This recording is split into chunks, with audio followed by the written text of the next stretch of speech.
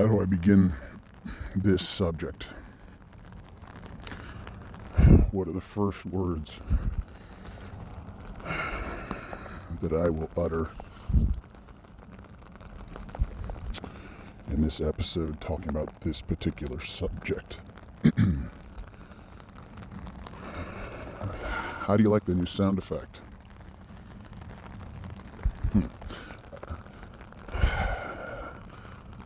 I think it's too loud, but I'm going to talk over it anyway. Hello, and welcome to My Daily Walk, the show where I, a Hollywood guy, walk around and talk about anything and everything except what I'm contractually bound to conceal. The email address is MyDailyWalk@thiswaytv.com. I'll read your emails, especially if you disagree with me. I'll read them on Fridays. If I get a lot of emails, maybe I'll do an overflow on Saturday.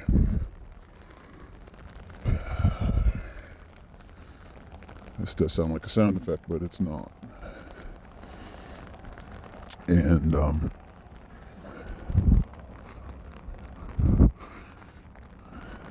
it looks like the field I'm walking on was seeded. It looks like it was just seeded with fresh grass. Oh, yeah, they knew it was going to rain. This is a place where I've been hanging out, walking around, and recording the show. All right, well, I am drifting off into a tangent, but I'm just describing my environment, where I'm walking and what's going on today, because I've never walked in the rain on this show. This is the first. And I have a heavy duty topic to talk about. But before we get to that, if this is your first time listening, let me tell you what the structure of the show is. It's a half an hour a day, 6 days a week. Each day has its own theme. It's like a different show on each day of the week. The Monday episode is Monday Meditation, or Meditation Monday. I haven't decided which order the name of that show will be, but since we are all, or most of us, are spiritual or have some spirituality, the vast majority of humans have a spirituality, and I think for good reason. That's what Mondays are about. Let's meditate on some ancient writings of people that came before us and see what they thought about existence, etc. Tuesdays, I just reflect on my life. It's called Life Lessons. Life Lessons, that's the Tuesday show. Wednesdays, which is today, is topical, and I have a list that I look over and then I add to it, and then I look over what I'm going to talk about today. Yeah, topics. Thursdays, I got to stop somewhere and zip up my jacket. It's a little bit cold. Here's a place I can pop in. Thursdays are the work I do. Hollywood themed Thursdays. I am a Hollywood guy. The technical definition. We explore. I reflect on my experiences and hint at what I'm working on now on Thursdays. And then Friday is freeform. I just hit record and start talking. Those are fun. But if I have a lot of emails, then the emails will take up most of that episode. That hasn't happened yet because by the time this airs, I will have launched, but I haven't even really launched yet. So I'm going to keep talking while I zip up my jacket. Oh, and I almost forgot, Saturdays. I was going through the days of the week. Saturdays are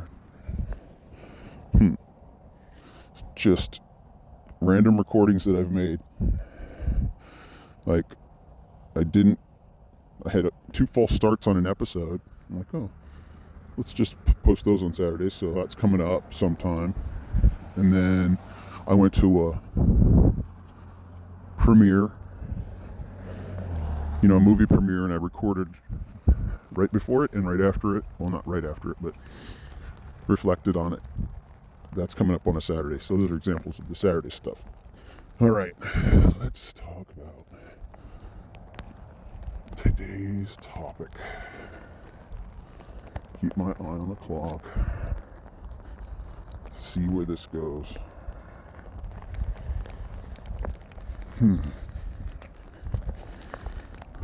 I almost want to sit down because holding the umbrella and the recording device is tough. Not too bad though. Ooh, and the breeze, a bit chilly. Oh. There we go. I could go sit in my car. Will I do that? I have to. All right. It's going to be an exception. Yeah. Ooh, I'm going to shiver. We're going to get out of the rain. And we're going to spend a little time talking about this topic. I already know. Maybe the suspense is killing you. But I've already mentioned it. The thing that is specifically what I'm going to talk about today. When I say death machines, what am I talking about? When I get to the car in a few minutes, we'll really launch into it. But until then, I'm just going to reflect on today. What's going on today? I have so much to do. Today includes some emails, a bunch of emails I have to send out and respond to. And I received a piece of translation. Yeah, I received a piece of translation today, or last night, that I'm going to read through today. And I have a phone call to make. I got to make it today. Yeah. And then family functions. My son has a basketball game. Got to go to that. That's today. I'm getting close to the car. But I got to put the umbrella down to go through this way. Getting my recording device wet. Or this could be all sound designed. That'd be funny. Do a sound designed episode and see if people can distinguish. Just take room tone. Oh, it would be impossible for people to distinguish.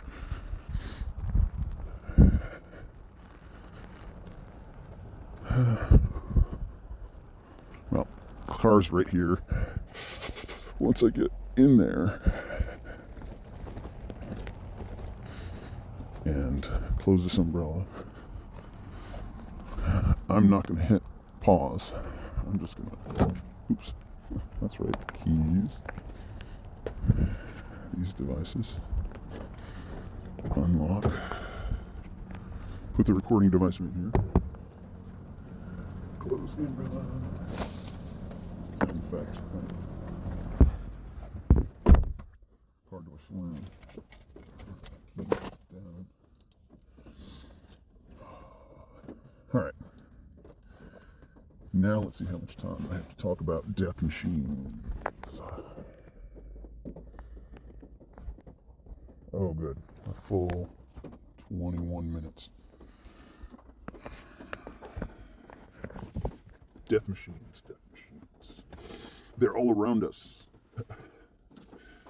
Now that could sound like paranoia. They're everywhere.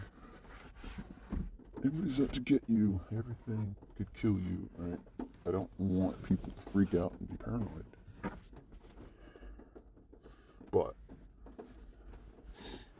yeah, but what? You don't want people to freak out and be paranoid, but, how could there be a but to that? But they should freak out and be paranoid? That threshold. Existence. People's lives are transformed in an instant. People's lives, something bad happens to someone they love. Natural causes you can deal with. Natural causes are painful but anticipated. But the sudden disappearance of somebody you've loved all your life, or all their life,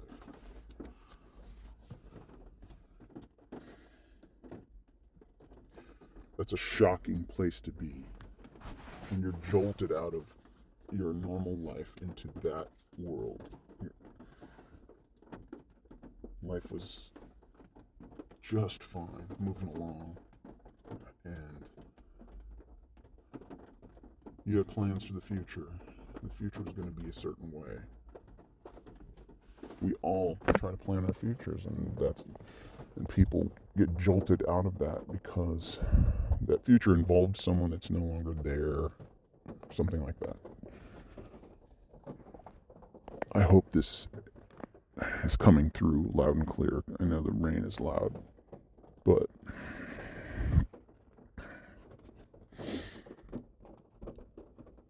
that's a reality people should focus in on, because there are bad actors out there. There are not even, you don't even have to go that far about bad actors. There is just random tragedy that strikes. Well, there's a lot of random tragedy, but there are ways to minimize that. You think about people dying. A gun is a death machine, but it's not the death machine I'm talking about. There's a deadlier death machine. Well, a more sinister and ultimately deadlier death machine that's around us at all times. And in fact, I am sitting in one. I am sitting in a death machine. And every time I climb into this death machine, the possibility of my death goes up. Every time I'm in one. And not because I'm a bad driver or anything, but I subject myself to all the other drivers. Every other driver that's out there, I am just voluntarily placing my life in front of them by stepping into this thing and using it as it was designed. Right? It's a transport unit. Yeah, that's what it is. It's a transport unit and a death machine. That just sounds so. I don't want anybody to take this the wrong way. I'm just looking at the data, right? The statistics, the actual facts, right? The objective reality that I talk about. There's an objective reality, and you can track it and figure it out and adjust your behavior to fix it. You adjust your behavior to you can affect the statistics. And so there's a percentage of people who die in car accidents. So we've traded off safety for convenience. Boiled down, we trade off safety for convenience. But, and I don't mean this as a naysayer, really, even as a doomsayer. That's what it may come across as. Anybody who dwells on this and fixates on this, is portending something cataclysmic and ultimately bad for humankind. And that's actually the opposite of what I'm realizing, or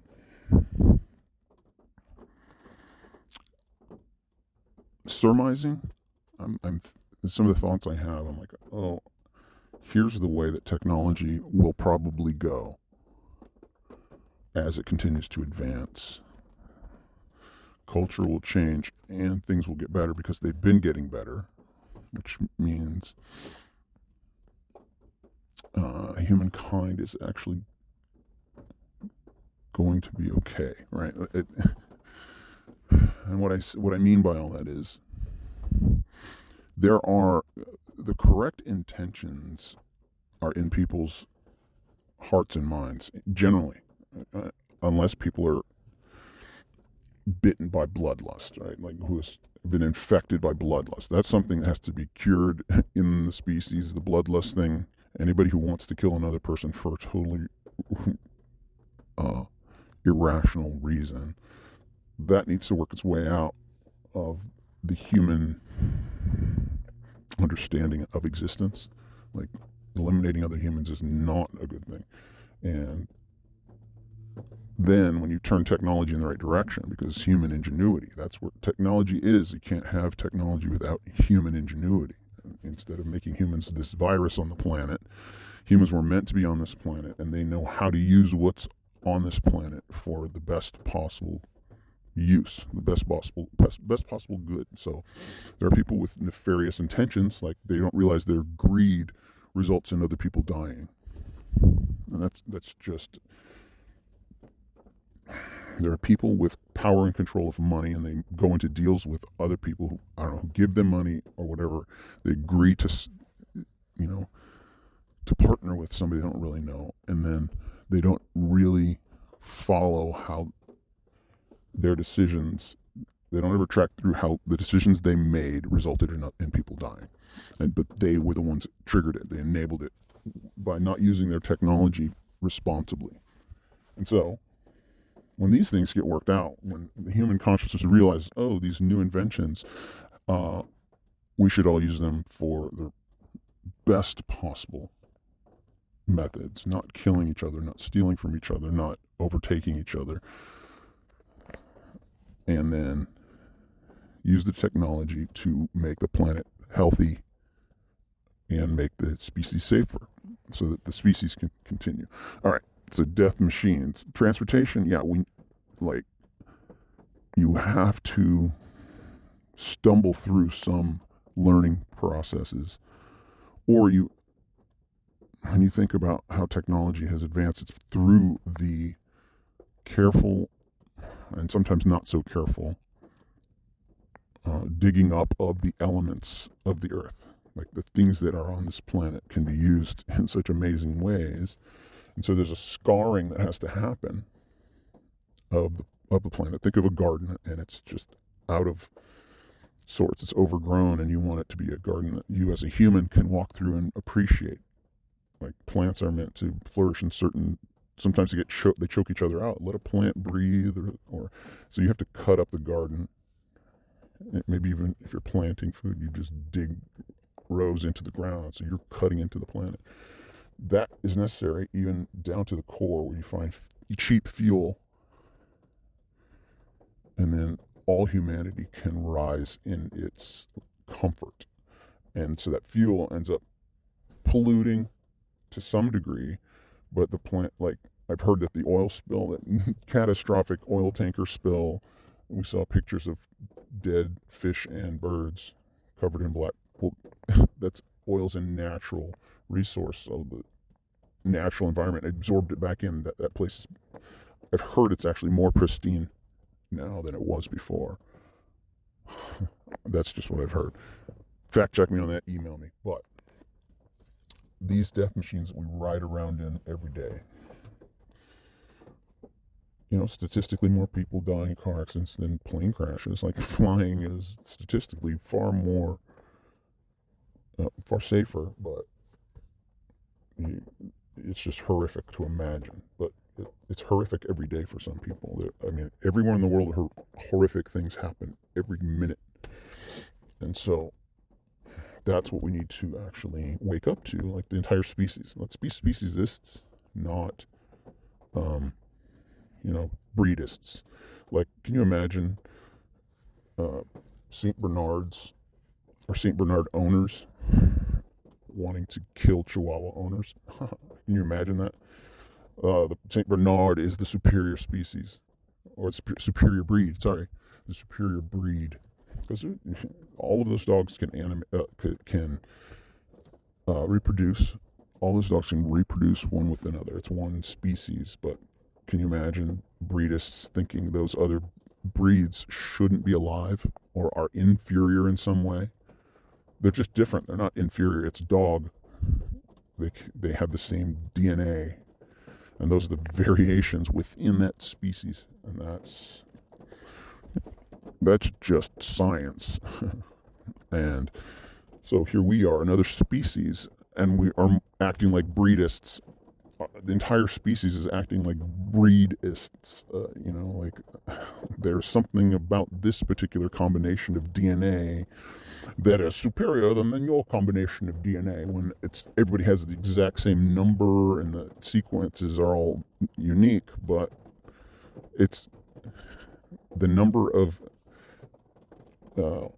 genes makes the animal unique. Every animal is combined into different combinations, and there's different numbers in the sequence, in the double helix, the DNA molecule. So I'm glad it's going in this direction. I thought I was just going to talk about all the ways that cars can kill. Like, yeah, cars can kill in accidents, but then some would argue that the emissions from cars, that is potentially killing. All right, so the more cars there are, the more death. So that's one way to think of a car as a death machine. And then cars get in accidents, you die, people die, other innocent people die. And then cars can be used to transport death. Cars can bring greater death into any location. And cars can also be used to apprehend and take someone's life from them, the life that they enjoyed, and make it a life not worth living. So that's a death machine. All these meanings of it. And so the technology is, and those who think rationally are figuring out the best ways to use technology. And as this would be equivalent to what's it called? Open source. I'm gonna offer an open source suggestion to every technology company. If a technology company owner or inventor listens to this, here's an open source vow or commitment. I challenge you to write it down, and sign your name on it. And I challenge you to only use your number one, only use your technology with the intent to ease the suffering of humankind. Number two, never partner with anyone who would use their technology or their influence to terminate a human life. Just make those two vows. Whatever you can do creatively that you contribute to the world, vow only to enhance humanity with it. All humanity. And number two, don't be complicit with anyone who would kill. Period. Terminate a DNA sequence from coming to its optimal, possible, thriving, flourishing self into existence, right? Every DNA molecule, every human DNA molecule should be allowed to thrive, and that, I think, is the direction that technology, like it can be done if we all turn in the same direction. And that is, to be honest, why the .coms this way. Just, this is kind of my life's mission. This way, that what I just said, that open source suggestion, I don't know what you call it. There's open source coding that people put out there because they think it will help others do good. They will be creative with it and invent other things. It's just, I have a friend who's an inventor, and that's how he talks to me. He says, this thing I'm working on is all open source. And well, it's an invention, an intellectual invention. It could be intellectual property that they patent, but they realize, this could benefit people. I'm just going to put it out there, and people will take it and incorporate it into their inventions. So that's what some inventions borrow other. They may be using another invention for their invention, and if it's open source, it's easy to do and can benefit humankind. And that's what I'm putting something out there just as a moral mission for anybody who becomes a fan of this show. If that's you I'm talking to, you know what I'm talking about. Just resolve in your heart and mind. You may already have. It's just an inclination that people who want to be good believe there's a good, and they aim their life in that direction. I want to only do good. Boom. This way. Right, thiswaytv.com. And this is my daily walk at thiswaytv.com. I'm really happy with how this Death Machine episode is unfolding. I say to my wife often, and she hates it when I say it. She gets mad at me when I say it. But I say, I hate driving. And what I mean by that is, I hate having to drive. There are some places that our culture, your lifestyle forces you to get in a car and go somewhere to do something, which means risking my life just to go to the grocery store, or just to this, just to that, just to run an errand. I hate having to drive. If I love driving, I'd be grateful, and sometimes it's fun to drive.